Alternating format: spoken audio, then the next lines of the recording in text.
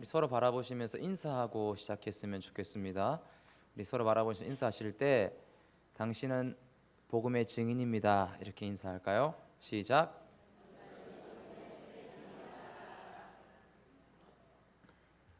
아멘. 바울은 가이사랴에서 2년 동안 지금 감금되어 있습니다. 바울의 나이가 지금 60세, 이미 60세에 다다른 상황이죠. 처음에 총독이 벨릭스라는 사람이었습니다. 근데 벨릭스라는 사람은 노예 출신인데 그때 그 당시 노예 중에서 전쟁에 큰 공을 세웠던 사람입니다. 우리가 뭐 배너 이런 영화를 보더라도 로마의 귀족을 그 생명을 구해주지 않습니까? 유다가요. 그래서 나중에 뭐가 됩니까? 양자가 됩니다. 그러면서 그의 신분이 노예에서 급상승하게 되는 거죠. 마찬가지로 벨릭스도 그와 같이 전쟁에서 큰 공을 세우고 로마의 시민권도 받은 사람입니다. 그래서 역사가 타키투스라는 역사가는 벨릭스에 대해서 노예 근성을 가진 왕의 권력이다 라고 이야기한 바 있습니다. 그가 자주 바울을 만나고 싶어 했어요. 근데 왜 그렇게 바울을 만나고 싶어 했느냐?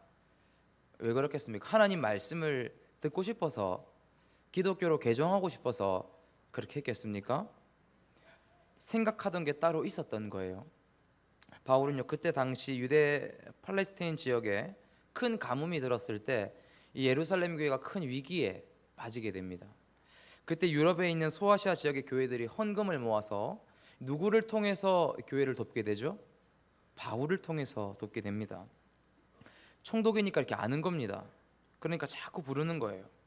근데 눈치 없는 바울이 돈을 안 주고 자기한테 계속 복음을 전하니까 이 총독도 2년 동안 두어도 안 되겠다, 그래서 그냥 내버려 둔 상황에 있는 겁니다. 근데 그 다음 총독이 이제 베스도가 옵니다.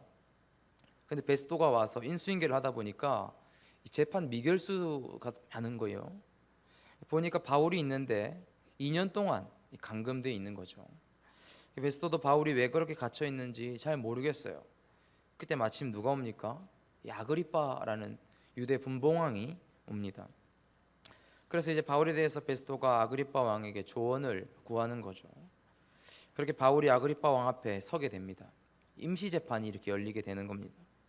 그리고 거기에는 아그리빠 왕이나 총독 베스도만 있는 게 아니고 재판장에 찾아오는 수많은 사람들, 수많은 귀족들이 함께 지금 있는 것입니다. 상상해 보십시오. 수많은 사람들이 이 바울 한 사람의 말에 집중합니다. 그곳에 찾아온 사람들은 바울의 제목이 무엇으로 정해질지 그것을 궁금해해서 온 사람들인 거죠. 청문회 같은 분위기가 형성될 줄 알았는데 반전의 역사가 시작됩니다. 사람들은 청문회를 기대했는데 오히려 바울의 설교 시간이, 복음 증거 시간이 돼버렸습니다. 근데 그 아그리빠 왕 역시도 이 바울에 대해서 어떠한 혐의도 찾지 못합니다. 기소된 대부분의 경우 이 바울의 무죄가 밝혀집니다. 고린도의 간원도 바울의 혐의를 기각했어요. 에베소의 서기장도 그랬고 유대 총독 베스도와 아그리빠 왕 모두 바울의 혐의를 찾지 못했습니다. 바울이 로마 황제 가이사에게 상소하지 않았더라면 이 바울은 석방될 수 있습니다. 그런데 바울이 석방되지 않고 로마 황제에게 상소를 합니다. 뭐예요? 바울은 지금 로마로 가기 위해 노력하고 있는 것이죠. 그가 감옥에 갇히고 매를 맞을 때에는 시민권을 주장하지 않았는데 그는 자유롭게 될 수 있는 기회가 있었음에도 시민권을 주장하지 않고 어디 가서 재판받겠다고 합니까? 로마로 가서 재판받겠다 합니다. 이게 왜 이렇게 되는 겁니까? 주께서 그날 밤 바울에게 말씀하셨거든요. 담대해라.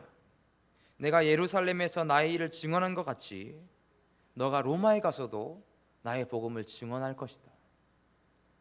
이 말씀을 하신 성령이 바울로 하여금 그와 같은 길을 스스로 걸어가게 하신 것입니다.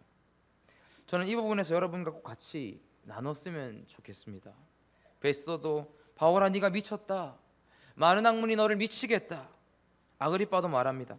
네가 적은 말로 내게 권해서 네가 나를 그리스도인 만들려고 하는구나. 그럴 때요 사도 바울이 26장 29절에 이렇게 이야기합니다. 사도행전 26장 29절요 같이 한번 읽어보겠습니다. 시작. 말이 적으나 많으나 당신뿐만 아니라 오늘 내 말을 듣는 모든 사람도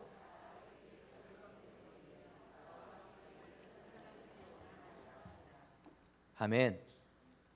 여러분, 저는 이게요 진짜 복음을 소유한 사람의 모습이라고 생각합니다. 지금 바울은 어떤 신분입니까? 미결수 죄인입니다. 죄수예요. 그리고 바울 앞에 앉아 있는 수많은 사람들은 어떤 사람이에요? 자기 앞에 앉아 있는 사람들은 그 죄를, 바울의 죄를 있다 없다 판단할 수 있는 권력자들입니다. 자기 앞에는 왕이 앉아 있고 총독이 앉아 있고 세상 권력자와 수많은 권세자들이 앉아 있는데, 그런데 그 앞에서 외치는 바울의 말이 충격적인 거죠. 당신뿐 아니라 오늘 내 말을 듣는 모든 사람도 다 이렇게 결박된 것 외에는 나와 같이 되기를 원합니다. 여러분, 어떻게 그가 이런 담대함을 소유할 수 있을까요? 자기는 한낱 죄인의 신분입니다. 죄 없는 사람도 그 재판장 앞에 서게 되면 긴장하게 되고 작아지기 마련이에요. 저도 차를 타고 이동하다 보면 경찰들이 음주단속을 할 때가 있습니다. 제가 술을 마시겠습니까? 무슨 나쁜 짓을 그렇게 하겠습니까? 그래도 경찰 앞에 서면 지레 겁을 먹는 거죠. 긴장하게 되고 안전벨트를 안 했나 이렇게 살피게 되고 그렇게 되는 거죠. 사람의 심리가 그렇습니다. 그러나 사도 바울은 그들의 화려함, 그들의 권세 앞에서 두려워하지 않는 거예요. 오히려 담대하게 복음을 선포합니다. 바울이라고 떨리지 않았을까요? 사도 정도 되면 있는 두려움도 다 사라집니까? 하나님이 쓰시는 사람들은 두려움이라고는 1도 없었나요? 아니요, 그렇지 않습니다. 성경에 가장 많이 나오는 명령이 무엇일까요? 성경에 가장 많이 나오는 명령, 더 많이 사랑해라 겠습니까? 땅끝까지 복음을 전해라 겠습니까? 그것도 아닙니다. 그 어떤 명령보다 많이 나오는 명령은 두려워하지 말라, 놀라지 말라, 강하고 담대해라. 그 명령이 가장 많이 나옵니다. 이 명령이 성경에 무려 365번이나 나오는 것이죠. 또 이걸 세본 학자들이 있더라고요. 365번이나 강하고 담대해라, 두려워하지 마라. 하나님이 성경을 통해서 우리에게 그렇게 명령하시는 거죠. 사실상 우리는 1년 365일 날마다 두려움에 휘둘리며 살아갑니다. 여러분들은 어떤 두려움을 가지고 살아가십니까? 실패에 대한 두려움으로 떨고 있지 않습니까? 자녀들이 원하는 대학으로 진학하지 못할까 봐, 재정 상태가 안 좋아질까 봐, 건강이 나빠질까 봐, 교회를 떠난 자녀들이 아무리 기도해도 믿음의 길로 돌아오지 않을까 봐 불안하시고 두려우시진 않으신가요? 복음의 증인으로 살아갈 사명을 받았는데 내가 전혀 예상치 못한 장애물들로 인해서 나의 믿음이 실족할까 봐, 이 믿음의 길을 이탈할까 봐 두려워하진 않으십니까? 저도 그런 두려움이 있습니다. 가정에서 좋은 남편이나 아버지가 되지 못할까 봐 두렵습니다. 제가 사역하는 아이들에게 평생 남을 상처를 주는 말이나 행동을 할까 봐 매 순간이 살얼음판입니다. 우리가 매일 만나는 두려움의 문을 열 수 있는 방법은 내게 힘을 주시는 성령 하나님이 내 안에 계셔야 된다는 사실입니다. 성령이 내 안에 계셔야 내가 세상과 문제 앞에서 담대해질 수 있는 것이죠. 몇 년 전에 연가시라는 영화가 있었습니다. 혹시 보셨나요? 연가시. 이 영화에 보면은요, 연가시라는 기생충이 등장합니다. 이 기생충은 숙주 안에 들어가서 숙주의 영양분을 갉아먹으면서 살아갑니다. 그래서 우리가 영화를 보더라도 그렇고 땀 안 흘리고 남의 것 착취하는 사람들을 뭐라 합니까? 이 기생충 같은 사람아, 이렇게 하지 않습니까? 이 기생충은 숙주 안에 들어가서 기생하면서 숙주의 영양분을 갉아먹을 뿐만이 아니고 이제는 아예 숙주의 삶 전체를 조종합니다. 머리 안으로 들어가는 거죠, 이 기생충이요. 예를 들어서 이 기생충이요, 쥐 안에 들어가면 이 쥐 머리까지 기생충이 올라가게 돼 있습니다. 그리고 쥐의 두려움을 없애주는 것이죠. 이 쥐는 원래 쥐는 고양이의 소변 냄새에도 강한 극한의 공포를 느끼게 돼 있거든요. 그런데 이 연가시에 감염된 쥐는 그 냄새에 무감각해지는 겁니다. 그리고 고양이 앞에서 당당한 거죠. 내가 진대 뭐 이렇게 하면서 당당한 겁니다. 어깨를 쫙 펴고. 그럼 오히려 이제 고양이가 더 당황해하는 거예요. 뭐지? 이 자신감 뭐지? 이렇게 하는 겁니다. 그렇게 숙주를 조종하면서 숙주 안에 기생하는 그런 게 기생충만 있나요? 임신한 어머니의 배 안에서 10달 동안 기생하는 아기들도 마찬가지입니다. 아기들이 어머니의 뱃속에서 기생하면서 어머니의 식성과 어머니의 성격까지 다 바꿔버리는 것이죠. 그게 기생이지 뭐겠어요. 이 아이가 어머니의 뱃속에서 태 속에서 뭔가 일을 합니까? 그렇지 않죠.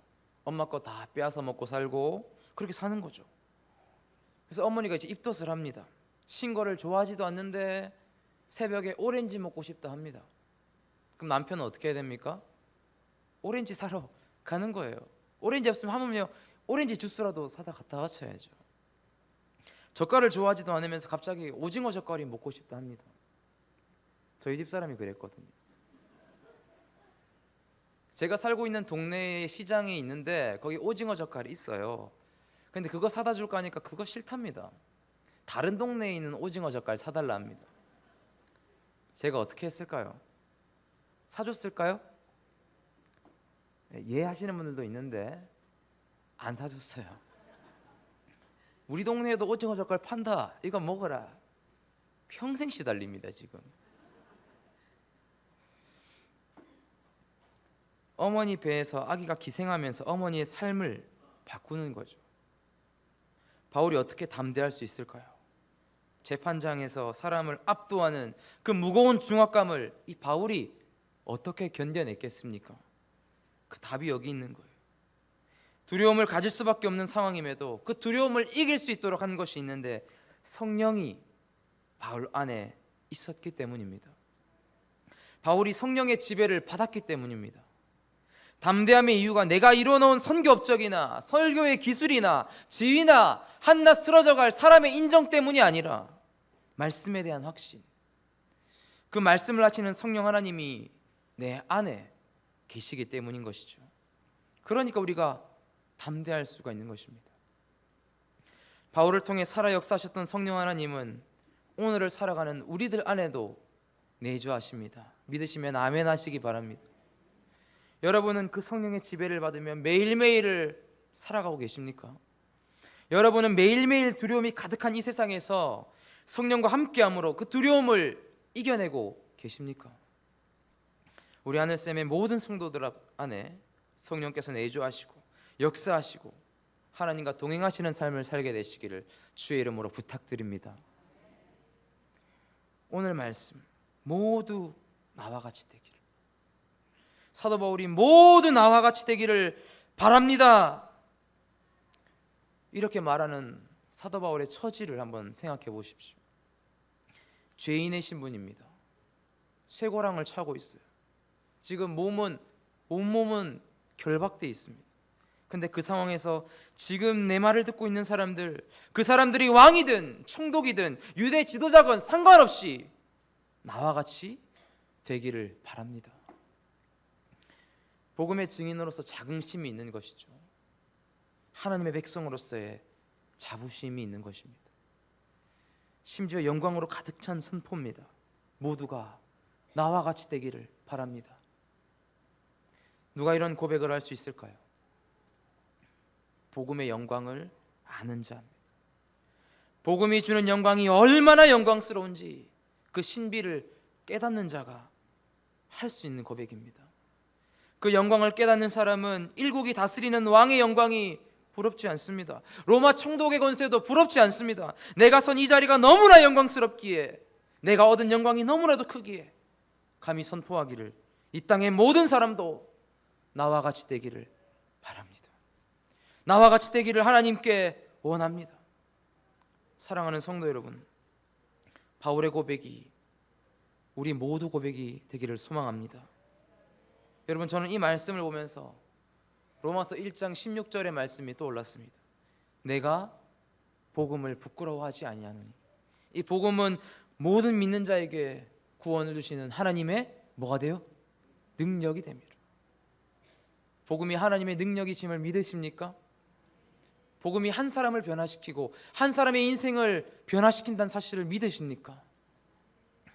여러분, 우리가 복음을 부끄러워한다면 그것은 무엇에 대해서 부끄러워하는 것일까요? 세상의 가치죠. 나보다 더 배운 사람, 나보다 더 가진 사람, 그 엄청난 돈으로 다른 사람들이 누리지 못하는 것들을 누리며 살아가는 사람들, 그 사람들을 보면서 우리는 한탄합니다. 오히려 내 처지를 불쌍히 여기고 안타깝게 여기고 복음을 부끄럽게 여기고, 나와 같이 되기를이 아니라 너와 같이 되기를 내가 간절히 바랍니다.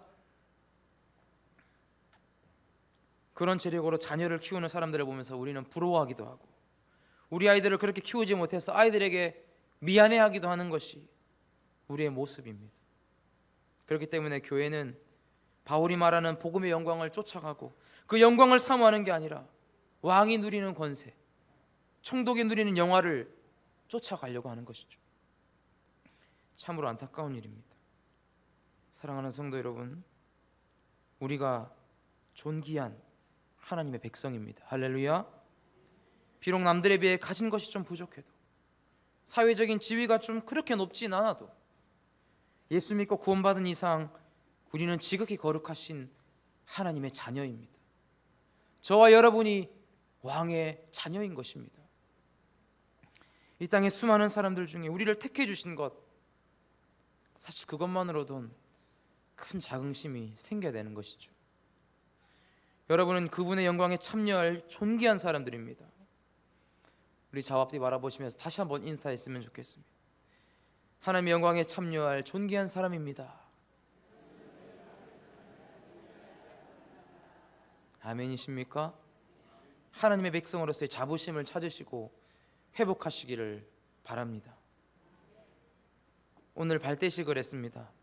이제 돌아오는 주부터 제 목장 모임에 VIP를 초청해야 됩니다. 사람들을 초대하고 데려오고 교제하는 것, 얼마를 목표치 삼고 몇 명을 데려오느냐, 이것도 중요하죠. 중요합니다.